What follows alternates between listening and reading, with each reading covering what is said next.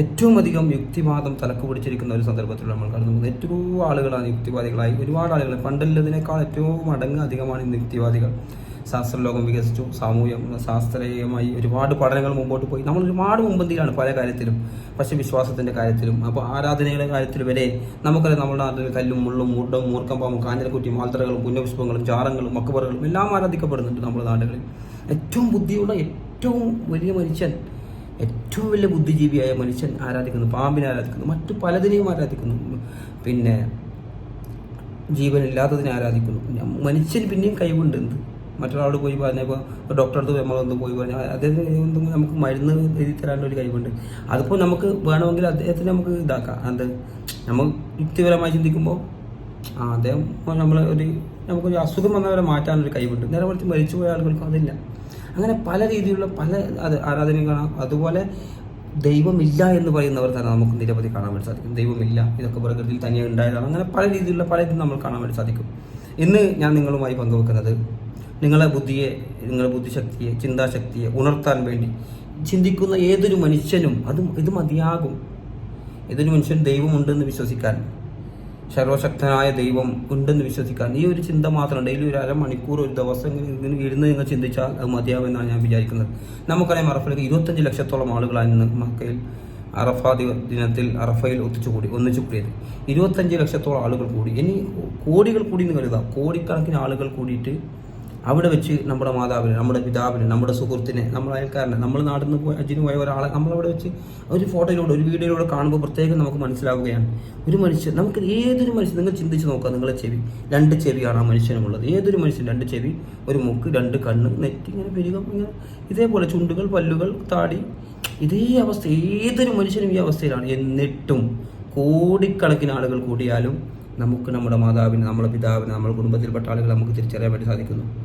ഇതെങ്ങനെ സംഭവിച്ചു? ഇനിയിപ്പോൾ പണ്ട് മരിച്ച ഒരാളെ നമ്മൾ എടുക്കുക. ഇന്ന് ആധുനിക പഠനം ഭയങ്കര പുരോഗമിച്ചല്ലോ.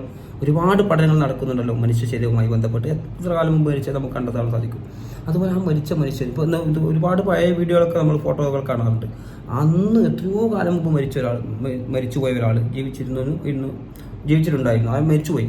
പക്ഷേ ഇന്ന് ഈ അടുത്ത കാലത്ത് ഇന്നിപ്പോൾ ജീവിച്ചിരിക്കുന്ന ആളും എന്നിട്ട് പോലും മുഖത്തിനോ അല്ലെങ്കിൽ വേറെ എന്തെങ്കിലും ഒരു DNA ടെസ്റ്റ് ചെയ്താൽ പോലും ഒരു സമാനമായി ഉണ്ടാവില്ല. അതേപോലെ നമ്മൾ ചിന്തിക്കാൻ, നമ്മളെ വിരൽത്തുമ്പുകൾ, പാസ്പോർട്ട്, നമ്മളെ എയർപോർട്ടൊക്കെ വരുമ്പോൾ നമ്മൾ ഫിംഗർ എടുക്കാറുണ്ട്. ഫിംഗർ നമുക്ക് എല്ലാവർക്കും അറിയാം, യാത്ര ചെയ്യുന്നവർക്കൊക്കെ അറിയാം ഫിംഗറിൻ്റെ പ്രാധാന്യം. ഇപ്പോൾ നമുക്കൊരു ഐഡൻറ്റി കാർഡ് എടുക്കണമെങ്കിൽ അല്ലെങ്കിൽ ഒരു സിം എടുക്കണമെങ്കിൽ പോലും നമ്മൾ ഫിംഗറാണ് വെക്കുന്നത്. കോടാനുകോടി ആളുകളുണ്ടായിട്ട്, ഇന്ത്യയിൽ കോടിക്കണക്കിന് ആളുണ്ടായിട്ടും നമ്മൾ ഓരോരുത്തരുടെ ഫിംഗർ വ്യത്യസ്തമാണ്. ഇതെങ്ങനെ സംഭവിച്ചു? മനുഷ്യൻ തനിയെ ഉണ്ടായതെങ്കിൽ ഇതെങ്ങനെ നമ്മൾ വിരൽത്തുമ്പോൾ എങ്ങനെ വ്യത്യസ്തരായി ഈ മനുഷ്യരാശിയുടെ മുഴുവനും? അതുപോലെ നമ്മളെ മുടി, ഇതൊന്നും മാത്രമല്ല, നമ്മളെ കണ്ണ് വ്യത്യസ്തമാണ്. ഓരോരുത്തരുടെ കണ്ണ് കാണുമ്പോൾ എന്താ, കണ്ണ് ഒരേപോലെ കണ്ണു എല്ലാവർക്കും കണ്ണുണ്ട്. കാഴ്ചൻ്റെ വ്യത്യാസമുണ്ട്, ചിലർക്ക് പ്രായത്തിൻ്റെ വ്യത്യാസമുണ്ട്. പക്ഷേ എല്ലാവർക്കും കണ്ണാണ്. പക്ഷേ ഓരോരുത്തരുടെ കണ്ണും വ്യത്യസ്തമാണ്. എന്നും ശാസ്ത്രലോകം അത്ഭുതപ്പെട്ട് നിൽക്കുന്ന കാര്യമാണ് കണ്ണുമായി ബന്ധപ്പെട്ട പഠനങ്ങൾ. കാരണം ഇത് മാറ്റിവെക്കാൻ ഏറ്റവും ഒരു ബുദ്ധിമുട്ടുള്ള സംഭവമായിട്ടാണ് അവർ പഠിപ്പിക്കപ്പെടുന്നത്. കാരണം അത്രയും ഒരു ചെറിയ നമ്മൾ ഈ കണ്ണുകൊണ്ട് നമുക്കറിയാമ്പോൾ നമ്മൾ ബസ്സിലൊക്കെ ഒന്നര യാത്ര പോകുമ്പോൾ നമ്മൾ ക്യാമറ, ഏറ്റവും നല്ല മൊബൈലിൽ ക്യാമറയിൽ ഫോട്ടോ എടുത്താലും ക്യാമറ ഒന്നിങ്ങനെ അനക്കുമ്പോൾ കണ്ട നമുക്കതിങ്ങനെ കാണാൻ പറ്റുന്നുണ്ട് എന്തെങ്കിലും. പക്ഷെ നേരെ വെച്ച് നമ്മൾ ഓടിക്കൊണ്ടിരിക്കുമ്പോൾ പോലും കാണുന്ന കാഴ്ച വളരെ കൃത്യമാണ്.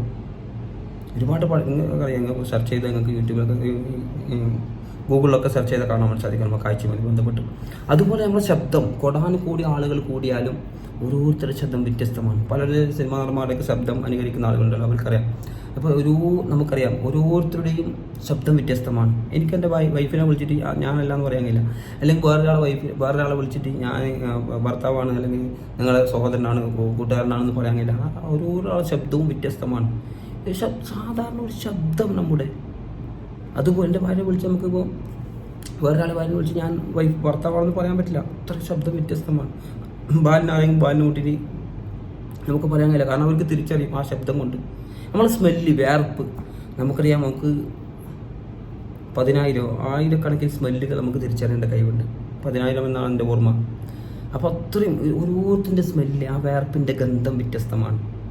നമുക്കറിയാം വീടുകളിൽ ഇപ്പോൾ നമ്മൾ കഴിയുമ്പോൾ, ഇപ്പോൾ അടുത്ത കാലത്ത് ഒരു കുട്ടി മരിച്ച ഒരു മാതാവിൻ്റെ ചരിത്രം നിങ്ങൾ കേട്ടിട്ടുണ്ടാവും, വായിച്ചിട്ടുണ്ടാവും ചിലപ്പോൾ. അപ്പോൾ ആ കുട്ടി മരിച്ചിട്ടും ഒരുപാട് വർഷങ്ങൾക്ക് ശേഷവും ആ മാതാവിന് ആ കുട്ടിയെ ഓർമ്മ വരുമ്പോൾ ആ കുട്ടി പുതച്ച ഒരു ബ്ലാങ്കറ്റ് അലക്കാതെ വെച്ചിട്ടുണ്ടായിരുന്നു. ആ ബ്ലാങ്കറ്റ് എടുത്ത് മുഖത്തേക്ക് ഇങ്ങനെ ഇടും. ആ കുട്ടിയുടെ ഗന്ധം ആ ബ്ലാങ്കറ്റ് ഉണ്ടായിരുന്നു. അതെന്തിങ്ങനെ ആ മാതാവ് കരയും.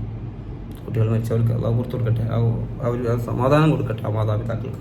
ഒരുപാട് കുട്ടികൾ പറഞ്ഞു. അപ്പോൾ ഈ ഒരു ഗന്ധം പോലും വ്യത്യസ്തമാണ് മനുഷ്യൻ്റെ വേർപ്പിൻ്റെ ഗന്ധം. അതുപോലെ മുടി DNA ടെസ്റ്റ് എടുത്താൽ 1000 പേരുടെ മുടി എടുത്തിട്ട് ഇങ്ങനെ മുറിച്ചിട്ട് ഒരു സ്ഥലത്തിട്ട് അതിൽ നിന്നൊരു മുടി എടുത്തിട്ട് ഒരാളെ മുടി എടുത്ത് ടെസ്റ്റ് ആക്കിയാൽ എൻ്റെ മുടി വേറെ തിരിച്ചറിയാൻ പറ്റും. ഫിംഗർ പോലെ തിരിച്ചറിയാൻ പറ്റും മുടി. സുബ്ഹാനല്ലാഹ്. ഇതൊക്കെ വെറുതെ ഇങ്ങനെ തനിയെ ഉണ്ടായതാണോ? ചിന്തിക്കാൻ വേണ്ടിയാണ് ഞാൻ പറയുന്നത്.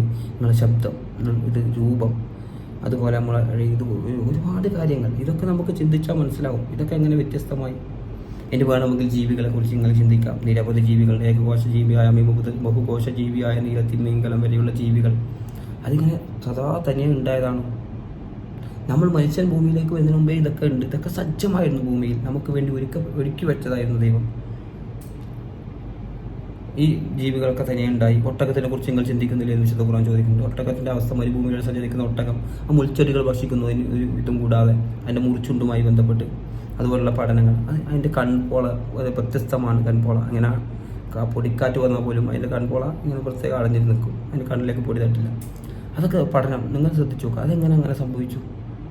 ഇപ്പോൾ ഭയങ്കരമായ ചൂടിൽ നമുക്കറിയാം കടലിൻ്റെ ആയത്തെക്കുറിച്ച് പഠനങ്ങൾ നടക്കുന്നുണ്ട്. ഒരുപാട് ആയത്തിൽ കടലിന് പുനാപുനരിട്ടാണ്, അന്ധകാരമാണ് അവിടെ ഭയങ്കര ഭയങ്കര ചൂടാണ്. അവിടെ പോലും ജീവിക്കുന്ന മീനുകൾ, പ്രകാശം പരത്തുന്ന മീനുകളൊക്കെ നമുക്ക് കാണാൻ വേണ്ടി സാധിക്കും. ഒരുപാട് വീഡിയോകൾ, പിന്നെ എന്തെങ്കിലും ഡോക്യുമെൻ്ററികൾ നമ്മൾ ഇന്ന് കാണുന്നുണ്ട്. ഇതൊക്കെ എങ്ങനെ സംഭവിച്ചു? ഇതിങ്ങനെ വെറുതെ ഉണ്ടായതാണ് ഇത്.